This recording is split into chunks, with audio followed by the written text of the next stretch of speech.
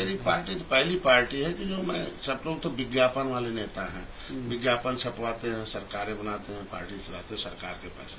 हम ज्ञापन वाले नेता हैं। हम 826 ब्लॉकों से 403 विधानसभाओं से 75 जिलों से की ज्ञापन दिलवाते रहे कि गणना में जो होती है वो सही होनी चाहिए, वो सेंसस मैनुअल 1961 इसके आधार पर होनी चाहिए। मैनुअल है, राष्ट्रपति का है, ये मैनुअल ही गायब कर दिया है कि 1961 में गिनती आई तो 70 लाख मझवार थे, आज 3000 हो गए 2011 में। क्योंकि अनुसूचित जाति में इन जातियों की गणना होती है, अल्पसंख्यक की होती है, बाकी पिछड़े और सामान्य की नहीं होती है।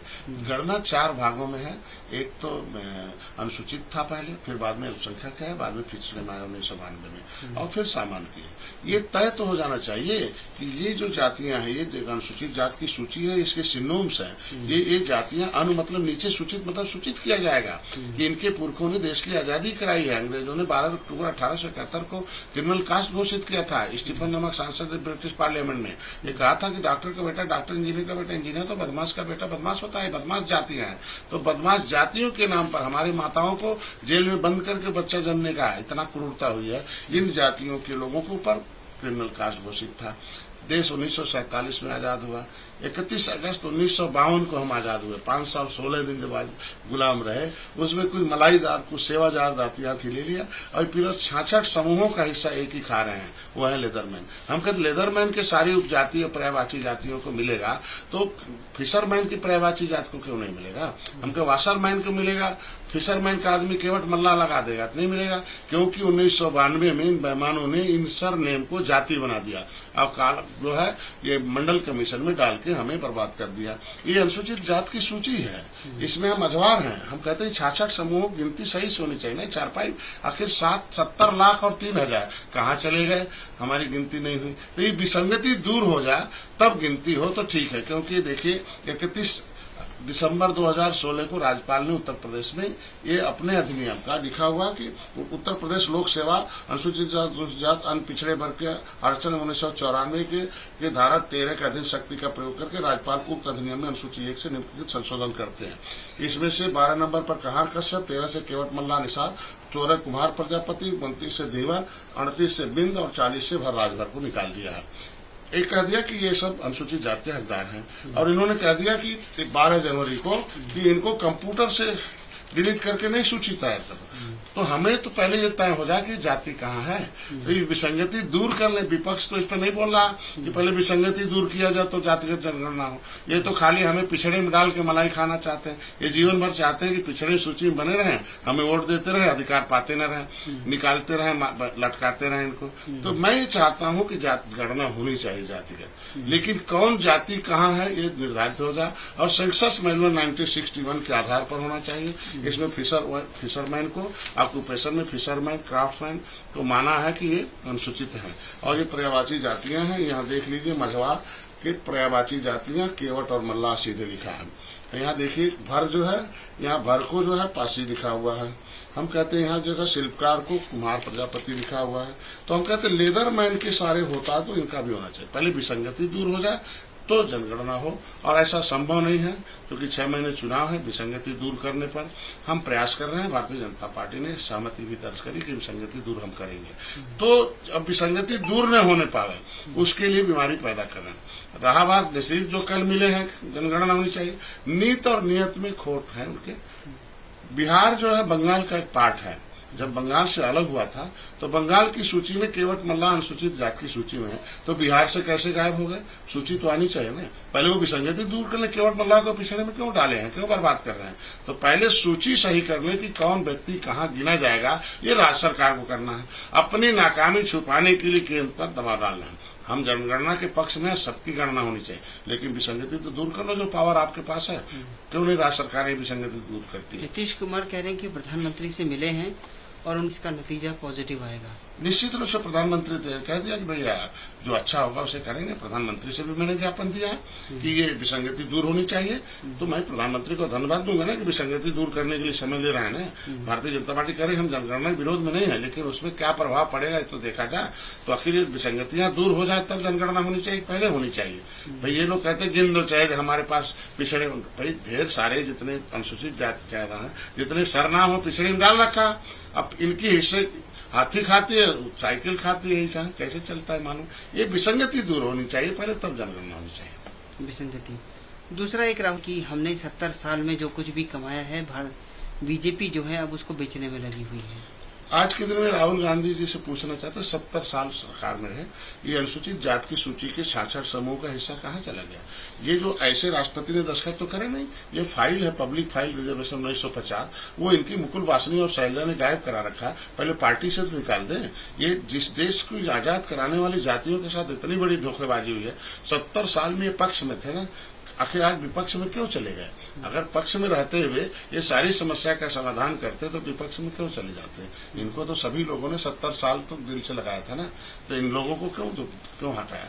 मतलब मालवंकर हाल में पूरे देश के निषाद इकट्ठे हुए थे और राजीव गांधी जी प्रधानमंत्री थे, वो 3 दिन समय दिए थे, लेकिन मीरा कुमारी जैसे लोग उसको कबाड़ खाने में डाल दिया हमारी विसंगति को। 6 घंटे 18 मिनट डिनोटिफाइड ट्राइब से बहस हुआ कि ये देश को आजाद कराने वाली 578 जातियों को 74 प्रकार के आरक्षण देने के लिए अन्था सेमन अंगार कमेटी ने रिपोर्ट रखा, तमाम कमेटियां बनी, लेकिन उसे लागू नहीं देने था। आज मीरा कुमारी जाके कांग्रेस को जिता लो ना।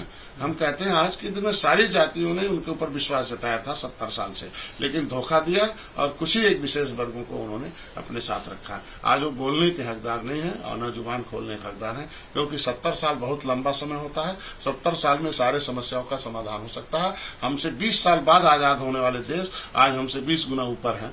तो 70 साल में हमें कहाँ पहुंचा दिया कि देश जब आजाद हुआ तो 1 रुपए का डॉलर 1 बराबर था। जब अंग्रेज आए थे तो 20 गुना गरीब थे। तो 70 साल में हम तो आज 76, आज अंग्रेज आते हैं $1 देते 76 रुपये बिस्कुट पाते हैं। तो आज हमारी देश की इकोनॉमी कहाँ चली गई। इस देश की इकोनॉमी विदेश जाने का दोष तो कांग्रेस के ऊपर है ना।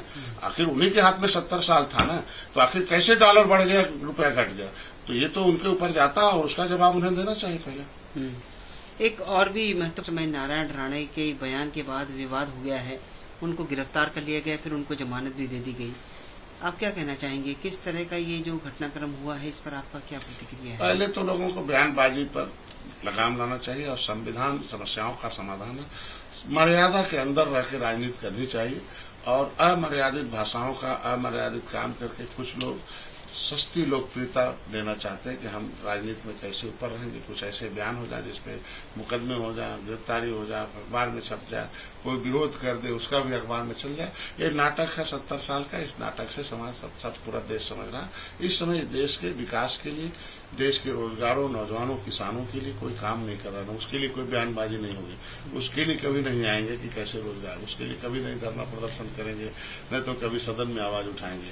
ये सारे लोग बस ऐसे ही अमर्यादित भाषा, असंवैधानिक शब्दों का इस्तेमाल करके वो सस्ती लोकप्रियता लेते हैं। अच्छा, आपकी जेपी नड्डा से मुलाकात हुई थी, किस बातों पर चर्चा हुई, क्या क्या मुद्दा रहा चर्चा का? पहले मुद्दा तो मेरा सामाजिक रहा है कि आरक्षण के मुद्दे हमारे हल होने चाहिए, क्योंकि भारतीय जनता पार्टी का वो एजेंडा रहा है, हमारे पार्टी का वो मुद्दा है। वो एजेंडा आसान है हल होना। ये अधिकारी कर्मचारी गुमराह कर रखे थे तमाम उनको कि ऐसे नहीं होगा वैसे होगा। जब मेरे पूरे प्रमाण पत्र के प्रमाण के साथ में उनके सामने आया कि भाई ये राष्ट्रपति ने हमें निकाल रखा, हम लोग केवट मल्ला को मेजबान मान रखा है, हम सर नेम है केवट मल्ला, हमें जाति नहीं है। जैसे जाटा और लेदरमैन की जाति दोहरे ओहरे सब लिखेगा, तो वो लिखेगा, रावत मतलब भारती लिखेगा, वर्मा लिखेगा, आपके जो है गौतम लिखेगा, गौरी लिखेगा, कुछ भी लिखेगा, रविदास लिखेगा, लेकिन उसको लेदरमैन का मिलेगा। धोबी, रजक, बरेठा, कनौजिया कुछ भी लिखेगा। हम कहते हैं आज के दिन में पासी जो है पासवान लिखेगा, रावत लिखेगा, सब लिखेगा, तो उनके सरनेम को मिलेगा। मजवार का बेटा अगर सरनेम लिख देगा कोई तो नहीं मिलेगा। और उस सरनेम को जाति बना दिया था गलती से और राज्यपाल ने उसे निकाल रखा है। ये सारा कुछ उन्हें दिया कि कंप्यूटर से निरीक्षण हुआ और मजवार का नया सर्टिफिकेट जारी कर करने का आदेश कर दिया जाए। पिछली सरकारों ने एक लेखुना लगा दी, उसमें जो समाज कल्याण विभाग उत्तर प्रदेश का, चाहे अनुसूचित जाति आयोग यहाँ दिल्ली, एक ही बिरादरी के लोग उसमें 99% लोग हैं, एक दो कोई होते हैं। तो मैंने उनसे कहा तो तैयार हो गए, उस पर जांच चल रहा, जितना भी मतलब उसके जो दस्तावेज हैं उसको इकट्ठे किए जा रहे हैं, उस पर काम हो रहा। दूसरा, पिछली सरकारों ने हमारी रोजी रोटी छीन लिया था 2007 में बहन जी ने। हमने कहा भाई कम से कम भोजन वापस कर दीजिए, आपके पास पावर है, बहुत बेसब्री समाज इंतजार कर रहा, तो उसके लिए भी वो तैयार हो गए, तो इंक्वायरी शुरू हो गई। बाकी मेरे मुकदमे जो थे, मैंने बताया भी 100 लोग हमारे मुकदमे में फंसे हुए, पिछली सरकारों ने फर्जी मुकदमा रखा है, तो उन्हें भी मुक्त किया जाए, जिसे हम 2022 में प्रचार में लगा देता है। सीटों पर भी परिचर्चा हुई कि हमें निषाद पार्टी, उन्होंने खुद ही कहा भाई कितने अपने सिंबल से जीत सकते हो, सर्वे करके हमें बताओ। तो ये अच्छी बात रही है कि कम से कम सहयोगी दल वो हैं, और मेरे लिए, हमारे समाज के लिए लोग हल्ला कर रखा था पहले से कि डॉक्टर साहब अपने सिंबल पर नहीं लड़ेंगे, ये है वो दुनिया भर का, तो उसका कम से कम अच्छा जवाब रहा। उन्होंने कहा भाई अपने सिंबल पर कितनी सीटें जीत सकते हो, क्योंकि 2022 सीट लेना और जीतना दोनों अंतर है, सरकार बनाना, जीतना और सरकार एक पूरक है। तो जीतने के लिए जितनी सीटें अपने सिंबल से जीत सकते हैं, सर्वे करके हमें जल्दी बताइए, और उसमें हम लोग रणनीति पर तो कितनी सीटों पर आपका होल्ड है और कितनी मैंने सीटें उनसे आपको बता दिया मांगी कि है 160 बीजेपी से? सीटें निषाद बाहुल है, जिसमें हम आपकी मदद करेंगे। 70 सीटों पर हमारे कार्यकर्ता बूथ गठन कर रहे हैं, सेक्टर गठन कर रहे हैं, सिस्टम है, और उसमें से सम्मानजनक सीटें हमें जरूर मिलना चाहिए। तो उन्होंने कहा भाई सम्मानजनक सीटें जीतने के लिए ले लो, हम देने के लिए तैयार हैं। सम्मानजनक की क्या परिभाषा है? निश्चित तो सम्मानजनक का मतलब हम जितना जीत सकते हैं, और जो नहीं भी जीत सकते उसमें वो जिताएं, और अधिक से अधिक सीटें भी, जिसमें 2 दर्जन से ऊपर सीटें हमें मिलनी चाहिए कम से कम। 2 दर्जन से ऊपर सीट